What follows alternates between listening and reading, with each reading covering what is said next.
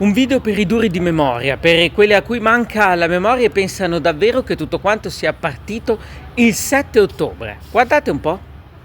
What happened when Palestinians in Gaza tried to protest for their rights in 2018? In March of 2018, Palestinians in Gaza launched the Great March of Return, calling for the right of refugees to return to the homes they and their families were expelled from in 1948 and an end to Israel's stifling blockade on the Strip. Men, women, and children demonstrated along the fence that separates the Gaza Strip from Israel, and Israel responded by deploying tanks and soldiers, giving orders to shoot anyone who came within 100 yards of the barrier and anyone armed within 300 yards, according to the New York Times, which cited an Israeli report from the time. Over 21 months of demonstrations, 214 Palestinians were killed, including 46 children, according to the United Nations, and at least 36,100 Palestinians were injured, including almost 9,000 children, the UN reported. A fifth of those injured were reportedly hit by live ammunition. One Israeli soldier was killed and 7 others injured during the demonstrations. Although some protesters burned tires and threw rocks and Molotov cocktails towards Israeli soldiers, videos and eyewitness testimonies indicated that Israeli soldiers shot at unarmed protesters, observers, journalists, and health workers roughly 165 to 440 yards from the fence, a distance that meant they were not a threat. The UN published a report in 2019 saying it believed Israeli soldiers committed violations of international human rights and humanitarian law and called on Israel to investigate. Israel did not investigate the killings. So what led to these demonstrations? At the time, the 141 square mile Gaza Strip was home to almost 2 million people, a number that has grown slightly in the years since. Most of the inhabitants of Gaza, one of the most densely populated areas in the world, are refugees. Because of the Israeli blockade established in 2007 when Hamas took control of the Strip, Palestinians aren't allowed to leave except in rare cases. The blockade has also devastated the economy there, as Israel strictly limits imports and exports. According to the World Bank, more than 50% of people in Gaza live in poverty, and the Strip is one of the world's highest unemployment rates at 45%, leaving the region dependent on international aid.